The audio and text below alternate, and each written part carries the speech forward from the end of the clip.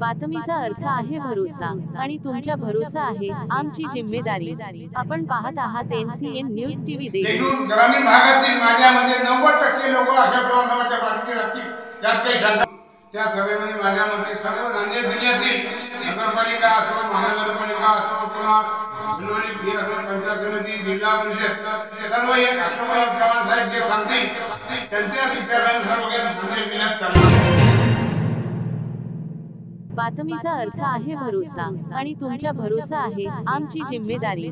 आपण पाहत आहात NCN न्यूज टीव्ही। नांदेड जिल्ह्यातील काँग्रेस पक्षात राहणारे कार्यकर्त्यांचा काँग्रेस पक्षाला रामराम। देगलूर तालुक्यातील सुगावचे काँग्रेस पक्षाचे नेते, कृषी उत्पन्न बाजार समितीचे माजी सभापती व पंचायत समितीचे माजी सदस्य गिरीधर पाटील सुगावकर यांचा काँग्रेस पक्षाला सोडचिठ्ठी।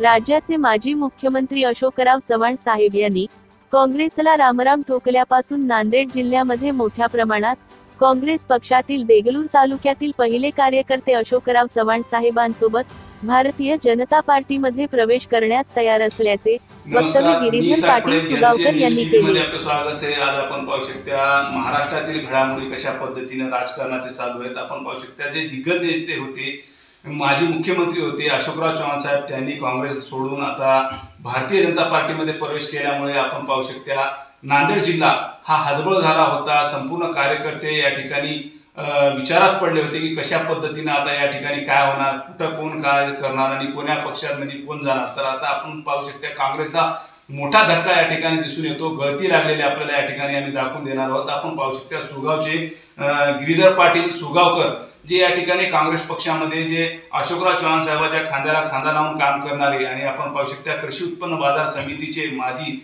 सभापती आहेत आणि पंचायत समितीचे माजी सदस्य सुद्धा होते देगलूरचे। आणि आज आपण पाहू शकता देगलूरचं भवितव्यामध्ये आणि प्रत्येक कार्यामध्ये अशोकराव चव्हाण साहेबांसोबत खांद्याला खांदा लावून काम करणारे गिरीधर पाटील यांनी मोठी बातमी देत आहोत। आपण सर्वात मोठी बातमी आपण पाहू शकता नांदेड जिल्ह्यामध्ये देगलूर तालुक्यामध्ये पहिला व्यक्ती जे आहे गिरीधर पाटील सुगावकर यांनी सुद्धा काँग्रेसला रामराम ऐकून अशोकराव चव्हाण साहेबांसोबत आम्ही जाणार आहोत असे त्यांनी वक्तव्य केलेलं आहे। आणि आपण सविस्तर माहिती आज त्यांच्याकडून जाणून घेऊया की कशा पद्धतीने ते काँग्रेसला सोडून भारतीय जनता पार्टीमध्ये प्रवेश करणार, काय पुढचं भवितव्य असणार आहे, काँग्रेस सोडून भारतीय जनता पार्टीमध्ये कशामुळे प्रवेश करतात। पाटील साहेब, आपण आज काय करणार आहात आणि अशोकराव चव्हाण साहेब हे सर्वात मोठे नेते होते नांदेड जिल्ह्याचे आणि ते भारतीय जनता पार्टीमध्ये प्रवेश केल्यानंतर आपल्याला काय वाटलं, ते तुम्हाला विचारात घेऊन गेले होते का आणि आपण आपलं पाठिंबा कोणाकडे असणार? नांदेड जिल्ह्याचे लोकप्रिय नेते माजी मुख्यमंत्री माननीय अशोकरावजी चव्हाण साहेब यांनी काँग्रेस पक्षातून भाजपात प्रवेश केलेला आहे। आम्ही देगलूर तालुक्यातील सर्व जनता आदरणीय अशोकराव चव्हाण साहेबांच्या पाठीशी राहून अशोकराव चव्हाण साहेबांनी BJPचा जे कोणी उमेदवार येतील त्या उमेदवाराला बहुमताने निवडून आणणार आहोत। नाही, आपल्याला काय वाटते की जेव्हा नांदेड जिल्ह्याचं ते मुख्यमंत्री असताना किंवा या ठिकाणी पालकमंत्री असताना जास्त देगलूरचा जे काही विकास व्हायचा होता ते विकास झाला नव्हता, परंतु आता भारतीय जनता पार्टीमध्ये गेल्यानंतर विकास होईल अशी अपेक्षा वाटते का आपल्याला? आदरणीय चव्हाण साहेब काँग्रेसमध्ये असताना सुद्धा देगलूर तालुका व देगलूर तालुक्यात ग्रामीण भागातील सर्वच गावाचा विकास केलेला आहे। पण थोडा बहुत सत्ता BJPची असल्यामुळे विकास कामात आर्थिक निधी कमी येत होती, म्हणून साहेबांनी BJP जाण्याचा निर्णय घेतला आणि कालच त्यांनी राज्यसभेवर बिनविरोध निवड झालेली आहे। आज आपला नेता लोकसभेत पोहोचलेला आहे आणि येणाऱ्या निवडणुकीत BJPच्या ह्याच्यातून सर्वांनी जास्तीत जास्त निधी आणून नांदेड जिल्ह्याचा विकास चांगला कसा होईल या प्रयत्नातून साहेबांनी BJP पकडली आहे। तरी माझी सर्वांना विनंती आहे आणि मी स्वतःच साहेबांसोबतच आहे, देगलूर ग्रामीण भागातील माझ्यामध्ये 90% लोक अशोक चव्हाण साहेबांच्या पाठीशी राहतील यात काही शंका नाही। आपण कृषी उत्पन्न बाजार समितीचे सभापती होता, आता कृषी उत्पन्न बाजार समिती भारतीय जनता पार्टीमध्ये आहे। आता जे नगर परिषद आहे देगलूरची नगरपालिका ते सुद्धा आता काँग्रेसमय होती आणि ते सुद्धा आता भारतीय जनता पार्टीमध्ये पूर्ण कार्यकर्ते पदाधिकाऱ्यांसोबत सामील होतील। येणाऱ्या 4 दिवसामध्ये आदरणीय साहेबांनी नांदेडला सभा ठेवणार आहेत।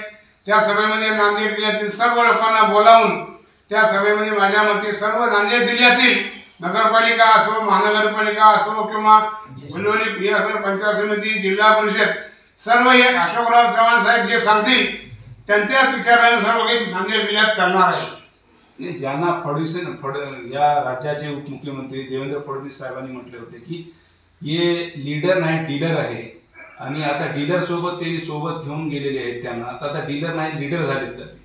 या राजकारणामध्ये, मोठ्या लोकांच्या राजकारणामध्ये अजित पवारांनी एकदा एक विषय मांडलेला होता, राजकीय लोक मोठे आज काय बोलतील आणि सकाळी काय करतील याचा भरोसा नसते. कारण का राजकारणात सर्वांना जुळून घेतल्याशिवाय विकास होत नाही. स्टेजवर जेव्हा गेलं तेव्हा विरोधी पक्ष असताना त्यांच्या बाजूने बोलणं भाग असते, पण जेव्हा विकास करत असताना सभागृहात सर्वांना मिसळल्याशिवाय विकास होत नाही. म्हणून त्या निमित्तानं देवेंद्र फडणवीस साहेबांनी सुद्धा, त्यांना सुद्धा माहित होतं की या नेत्याला घेतल्याशिवाय आपल्याला सुद्धा पुढे बीजेपी सत्ता आणणं अवघड होईल. म्हणून त्यांनी आदरणीय साहेबांना सोबत घेतले आणि सर्व मिळून या महाराष्ट्राचा विकास चांगला करतील एवढी मी त्यांना शुभेच्छा देतो.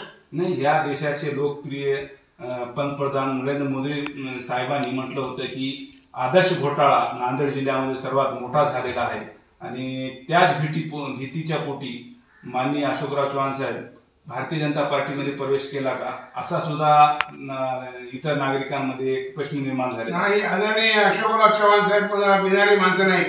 त्यांना फक्त नांदेड जिल्ह्याचा विकास हवा होता म्हणून त्यांनी बीजेपीकडे गेले. जेव्हा कोणी पक्ष बदलतो तेव्हा उलटसुलट चर्चा होत असते. चर्चेला काय प्रत्येकाला अधिकार आहे, कोण काय म्हणते याकडे पाहण्याचं गमन नसते.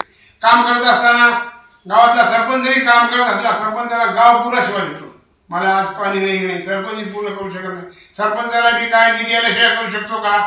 आदरणीय चव्हाण साहेब सुद्धा याच विचारापोटी त्यांना सुद्धा नांदेड जिल्ह्याचा विकास जास्तीत जास्त निधी करायचा होता म्हणून त्यांनी बीजेपीत प्रवेश केलेला आहे. आणि आमचे नेते कोणाला भिवून जाणारे नेते नाही आदरणीय अशोकराव चव्हाण साहेब. आपण काँग्रेसमध्ये किती वर्षापासून काम करत होतो? आदरणीय साहेबांसोबत मी जवळपास 10 वर्षापासून काँग्रेस पक्षाचा कार्यकर्ता आहे.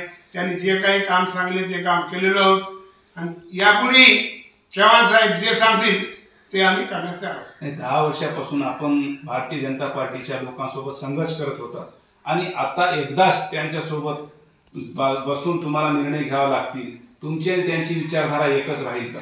राजकारणात विचारधारा जेव्हा परिस्थिती असते त्यावेळेला विचारधारा बदलत असते. आता एका पक्षात आल्यानंतर एका जागी बसून एका ताटात खाऊन काम करणं भाग असेल, करावंच लागेल. कारण का विरोधी कोणी नसतो, राजकीय म्हणजे विचाराचा विरोध असतो. निवडणूक जेव्हा येईल तेव्हा ज्या पक्षाचा जाणार आहे त्या पक्षाचा माणूस काम करतो. आज साहेबच त्या पक्षात आल्यामुळे त्या पक्षानं सुद्धा मिळून काम, तेव्हा ज्या पक्षाचा जाणार आहे त्या पक्षाचा माणूस काम करतो. आज साहेबच त्या पक्षात आल्यामुळे त्या पक्षानं सुद्धा मिळून काम करावं लागणारच आहे. भारतीय जनता पार्टीचे जे जुने कार्यकर्ते होते आणि काँग्रेस पक्षाचे जे जुने कार्यकर्ते होते ते आता एकत्रित येऊन काम करणं म्हणताना एकाच पक्षामध्ये एकाच पदावर 2-2 व्यक्ती कसं काम करू शकते? नरेंद्र मोदी साहेबांच्या आदेशानुसार पण सर्वांनाच ते काम करणं भाग आहे, करावंच लागेल. आपलं पूर्णपणे समर्थन अशोकराव चव्हाण साहेबांसोबत आहे. 100% आदरणीय अशोकराव चव्हाण साहेबांच्या पाठीशी देगलूर तालुक्यातील सर्व ग्रामीण भागातील जनता 90% साहेबांच्या पाठीशी राहील, यात कुठलं दुमत नाही. आता आपण पाहू शकता ग्रामीण भागातून या ठिकाणी देगलूर तालुक्यातील सुगाव गिरीधर पाटील जे माजी सभापती होते त्यांनी आपला स्पष्टीकरण दिलेलं आहे की अशोकराव चव्हाण साहेब जिकडे जातील आम्ही तिकडे राहणार, आणि अशोकराव चव्हाण साहेबाचा जे आदेश येईल ते आम्ही पाळणार, म्हणजे कटिबद्ध राहून पाळणार, आणि आम्ही त्यांचे निष्ठावंत कार्यकर्ते आहोत असं सुद्धा त्यांनी वक्तव्य केलेलं आहे. अशोकराव चव्हाण साहेबाच्या खांद्याला खांदा लावून काम करून कोण्याही पक्षात कोणताही जर या ठिकाणी विधानसभेचे असो लोकसभेचं असो जे उमेदवार देतील त्याला निवडून आणण्याचे मनापासून ते या ठिकाणी ध्येय बांधून काम करतील असं सुद्धा त्यांनी आश्वासन दिलेलं आहे. कॅमेरामन रुमांदेसोबत मी साक पडेल, NCN न्यूज TV.